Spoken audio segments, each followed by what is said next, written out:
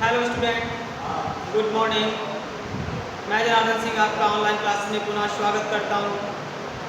जैसा कि हमने आपको कक्षा 11 रसायन विज्ञान में आपको बहुत अच्छी से अच्छी जानकारी हम केमिस्ट्री के विषय में दे रहे हैं।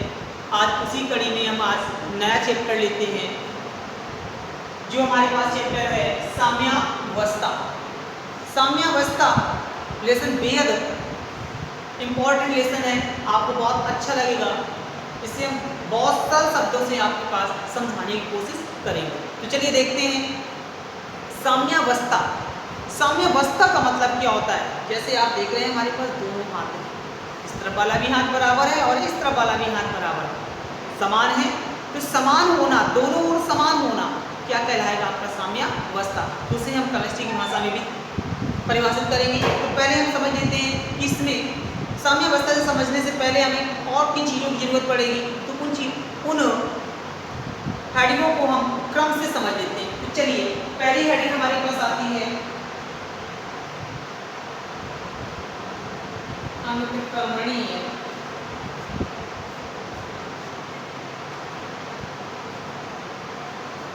अभिक्रियाएं। अनुक्रमणीय अभिक्रियाएं, तो वे अभिक्रियाएं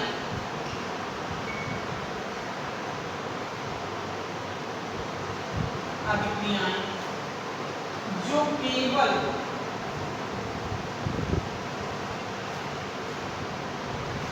एक ही दिशा में होती हैं और उनका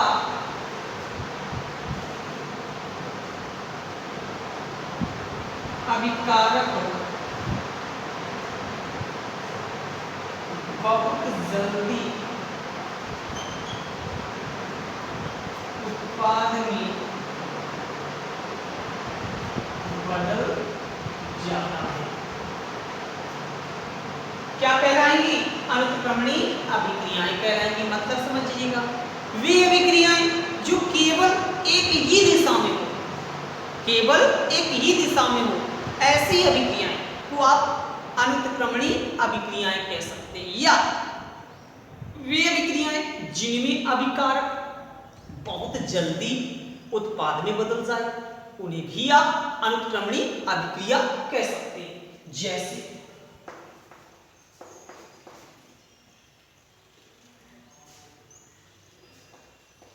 HCl प्लस NaOH। Na क्या बना लेगा? NaCl ले जाएगा और H2O आपका बन जाएगा। एक ही दिशा में हो रही है बहुत जल्दी। जो इस साइड लिखे होंगे, एरो के इस साइड में क्रिया करने वाले पदार्थ क्या कहलाएंगे? आपके अभिकारक कहलाएंगे। और जो बनने वाले पदार्थ होंगे उन्हें क्या कहेंगे? उत्पाद कहेंगे। वो क्या कहलाएंगे? आपके उत्पाद कहलाएंगे।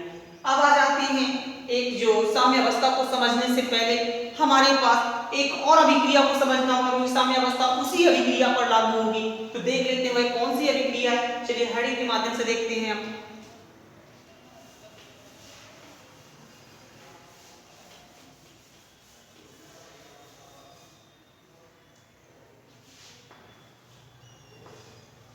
उत्क्रमणीय अभिक्रिया, रिवर्सिबल अभिक्रिया, यानी उत्क्रमणीय अभिक्रिया। उत्क्रमणीय अभिक्रिया में ही साम्यावस्था की व्याख्या आप दे सकते हैं। तो चलिए देखते हैं वे अभिक्रियाएं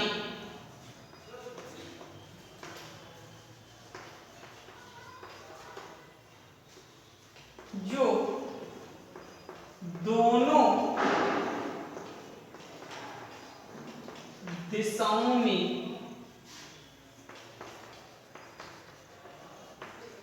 होती हैं। वे अभिक्रियाएं जो दोनों दिशाओं में होती हैं, जिनका अभिकारक बहुत लंबे समय में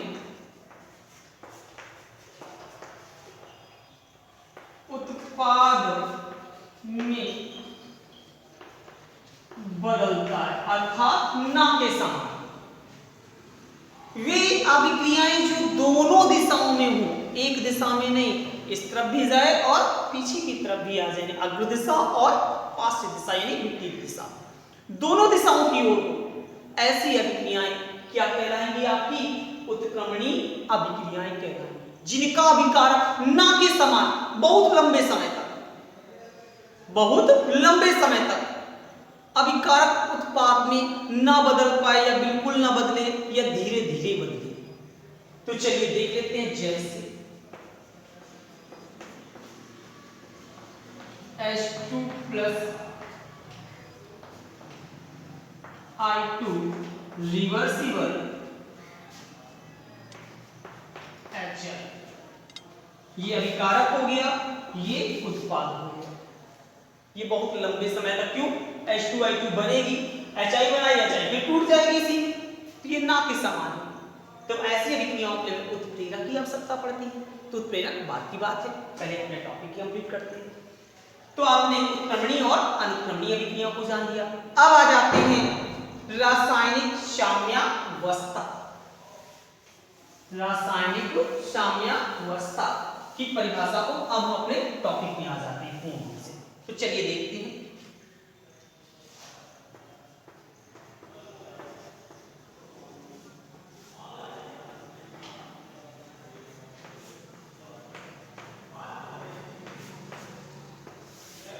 रासायनिक साम्यावस्था,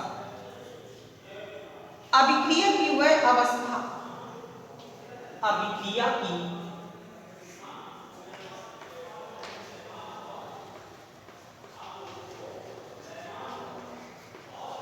वह अवस्था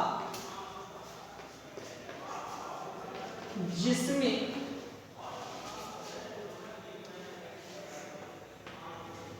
अग्र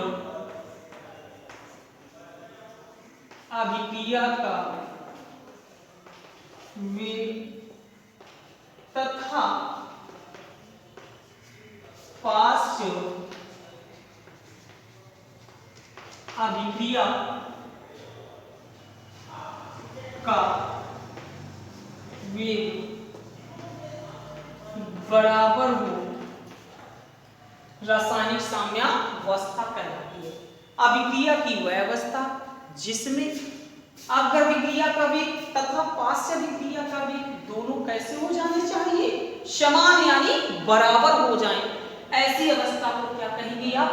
रासायनिक साम्यावस्था कहेंगे। अब आ जाते हैं रासायनिक साम्यावस्था के लक्षण क्या बनेंगे। तो लक्षणों को भी देख लेते हैं।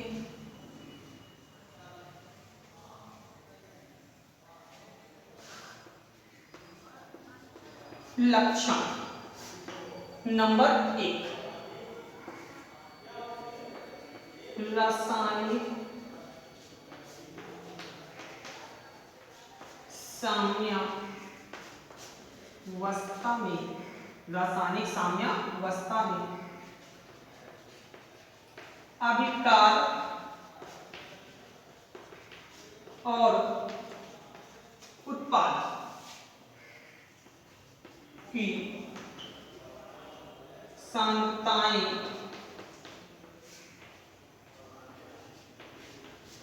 स्थिर रहती है।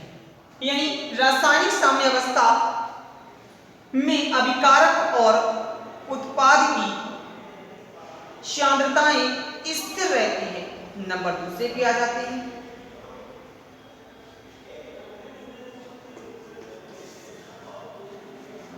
रासायनिक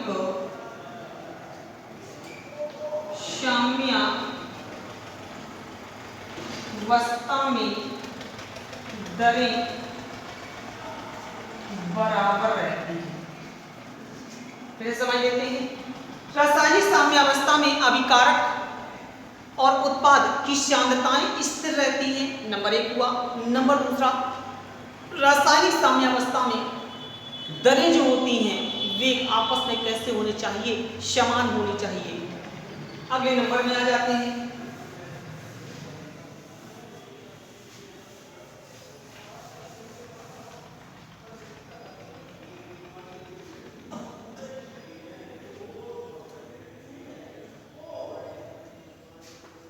नंबर तीसरा, रासायनिक साम्यता दाब आदि